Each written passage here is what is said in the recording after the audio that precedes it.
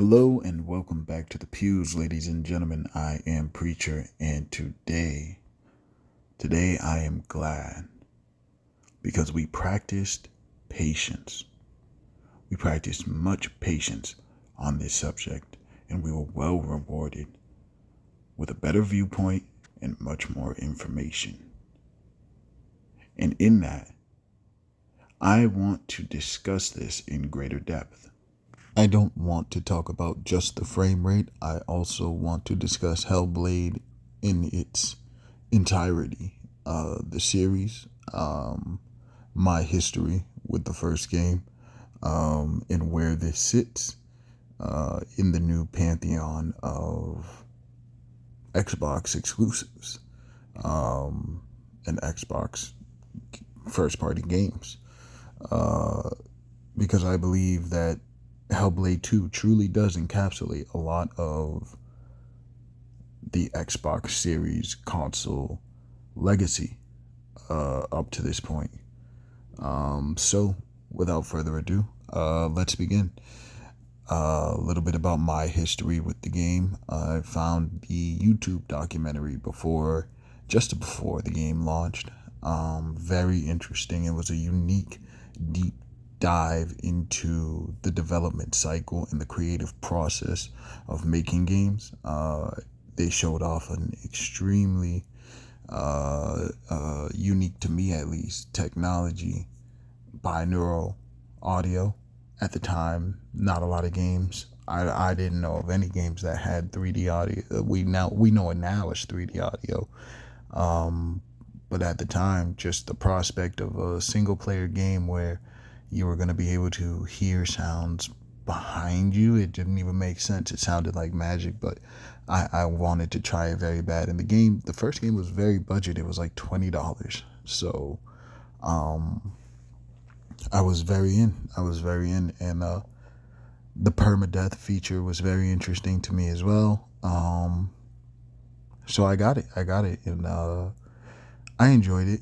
I enjoyed a bit of it.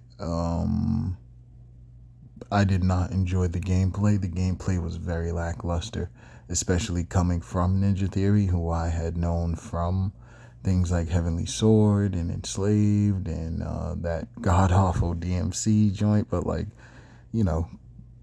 they don't not have the combat chops, but they chose not to implement them in this at all.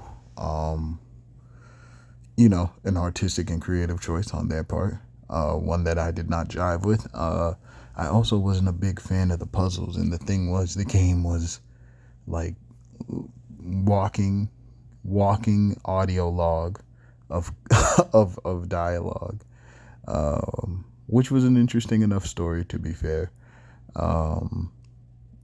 That or puzzles or pretty simple combat. And that did not hold me for long. Unfortunately, I did not ever finish Hellblade. Maybe I will at some point. But yeah, it did not hold me at the time. So when Xbox eventually, that game gets pretty decent acclaim. You know what I mean? Came out to, I think, like 8.5. You know what I mean? Not a bad game by any means. But they get snatched up by Xbox in, I think 2016 or something. Get snatched up around there, 2018, something like that.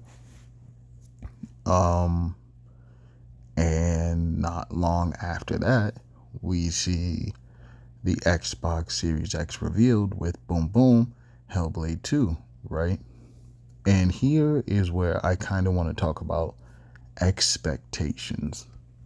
Because as I mentioned at the top, I think a lot of the criticisms and a lot of the sentiment that Hellblade 2 is looking at right now is almost eerily parallel to how a lot of the sentiment is about the Xbox Series consoles as a whole. And I think a lot of that begins with expectations. Because when this was shown, people will deny it now, but it's funny to try to deny these things because their receipts are out there, right? And the only challenge is to go find them. right? That's the only challenge, because we know that people were comparing Hellblade to God of War, right? And that was the sentiment that they were kind of building. Xbox themselves was building it. Of course, they're not going to be like, this is our God of War. But, when you announce your console with this game, it kind of sets an expectation that it's going to be big, you know? Um, and that doesn't always mean big, but I don't think anybody ultimately thought that Hellblade was going to be at the same scale as Hellblade 1. Hellblade 2 was going to be at the scale of Hellblade 1. Um, I mean, I one of the reasons I'm glad I waited to make this was I just watched the Digital Foundry video on the game, and this is my first time actually seeing the combat for Hellblade 2, like a full chunk of combat. And yeah, that looks like Hellblade 1. I mean, like, I forget what podcaster said it. I wish I could credit him, but somebody likened it to Infinity Blade, and he's right. Like, this is not where I thought they would go with Hellblade. In truth, I did think they would go for the God of War method. It doesn't have to be full open world or anything. It could have been open zone, you know. And hey, if that's not what they're doing, okay, that's okay. But maybe you don't announce your console with that. You know what I mean? Because again, we're talking about expectations, and when you announce your console with a game, people don't expect a budget. And we can call Hellblade a budget game because they're selling it for $50. So a budget 8-hour 30 FPS game is what you announced your console with ultimately. Like, if you would have told people that that was the game that it was then, I don't think they would have been as hype. You know what I mean? I don't. And I don't think that if you go back to day one with the Xbox, or day zero, right before it came out, with the lineup that we have now, and you give everybody an honest assessment of what it would look like about 3.5 years in, I don't think the Xbox Series line is quite as long as it was, because it has been, in a lot of ways, in my mind, underwhelming. I believe I believe that's common sentiment at this point, that it's been generally underwhelming. And with that lineup being underwhelming to this point, it's tough. It puts Hellblade in a tough position, right? Because it did have that expectation to go big. And maybe that was never in the creative vision, and it was more supposed to be a technical showcase, graphically specifically. But because the Xbox doesn't have that library to hold it up, this creative venture kind of suffers, because people are looking for a game to play. It's Xbox has put itself and its studios over and over in a very, very tough position that I don't think anyone envies. I personally have no interest in playing anything at 30 at this point. That's just me. I'm gonna try to get this on my ROG Ally and see if it'll run at 60. It probably will. And I'll play it from there. From that aspect, am I excited for Hellblade?